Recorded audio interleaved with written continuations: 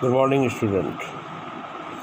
Today I will teach you about accountancy syllabus for class 12th. As all we know that all of us have been in the home from last 2 months due to lockdown. So we have to do the study from the home only in a different manner. So today I am giving you the introduction of accountancy syllabus. As far as accountancy syllabus is concerned, this year the syllabus have been divided into two parts: 20 marks for project work and 80 marks for theory paper. And this 80 marks theory paper, 20 marks is for MCQs and 60 marks for other numerical questions. So I am starting the chapter Accounts for Not-for-Profit Organization. The first chapter in class 12th, Accounts for Not-for-Profit Organization. What do you mean about the not-profit organization? Not-for-profit organization means the organization which are formed not for earning profit, but to render the services to the society, like the charitable hospitals, charitable schools, or any type of sports club. Their main function is to provide the service to the society.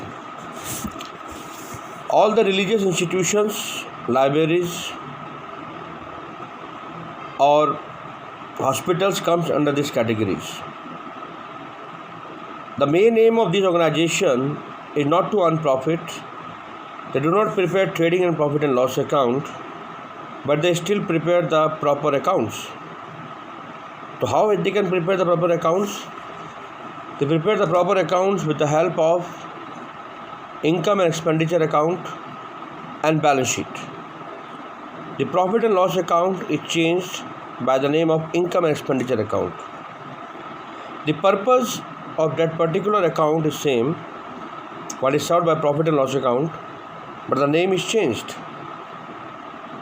And here the profit is known as the surplus and the deficiency, or you can say the loss, is known as the deficit. Then we prepare the balance sheet, and this surplus or deficit is added or subtracted to the capital fund. When we are discussing about the not-for-profit organization, we have to prepare two types of balance sheets. One is opening balance sheet and the other one is closing balance sheet. This particular chapter is concerned with the financial statement which we have done in class 11th of a sole trade business.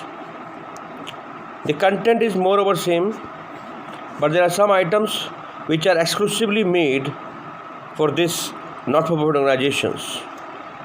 Like, what are the revenue receipts of these organizations? What are the income of these organizations? Like subscription, entrance fee. These are the terms which are not known in sole trade business. Or locker rent. These are the terms which are not known in the sole trade business, which have to be learned in this particular chapter. So, in this chapter, the receipt and payment account is known to us, and from the receipt and payment account, we have to prepare income and expenditure account. The three terms is the key terms of this chapter. Number 1, receipt and payment account. Number 2, income and expenditure account. And number 3, the balance sheet. Receipt and payment account is known as the cash book, is other name of a cash book. Debit side will record all the receipts, whether the revenue receipt or the capital receipts. Credit side will record all the payments, whether revenue payments or the capital payments. And when we are preparing the income expenditure from the receipt and payment account, we record all the expenditures on the debit side of income and expenditure account. and all the receipts on the credit side of income and expenditure account along with the adjustments. This chapter weights 10 marks in the board exam, and 3 questions generally come from this chapter. 1 6-mark big question numerical, 3 marks numerical question, and 1 mark theory. Okay, so you are also familiar with receipt and payment account also. Well, as you have done in class 11, the cash book, double column cash book is other name of double column cash book.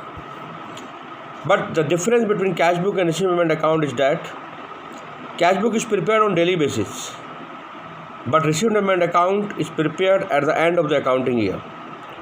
In other words, it's a summary of a cash book. Then cash book is prepared on the basis of each cash receipts and cash payment, but receipt and payment account is prepared on the basis of cash book. Okay, institutions, cash book is basically prepared by the institutions where the profit making or not for profit organizations. But who prepared the receipt and payment account? Receipt and payment account is prepared by not for profit organization exclusively. As I told earlier also, all the charitable institutions, whether hospitals, orphanage, old age homes, any sports club, any charitable school, they all prepare the receipt and payment account. Okay. Now we come to the income and expenditure account. Income and expenditure account is just like a profit and loss account only. On the debit side, we record all the expenses, and on the credit side, all the payments. But it records only the revenue expenditures and only the revenue payments. Now the question arises, what are revenue expenditures? Revenue expenditures are those expenditures which relates to a particular year, and they are routine in nature.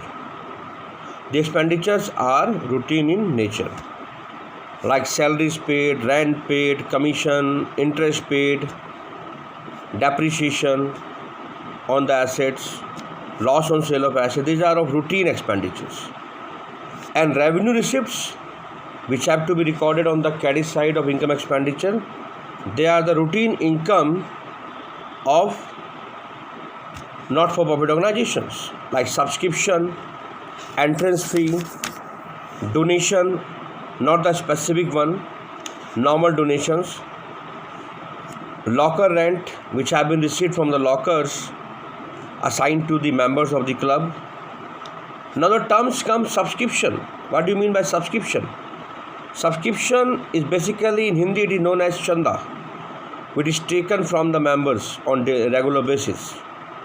Entrance fee, whenever a member comes into the organization as a part, he gives the entrance fee. It is also the revenue receipts. Or locker rent, any kind of general donation, not a specific one, comes under the revenue receipts. Entrance fee is also known as the admission fees also. Then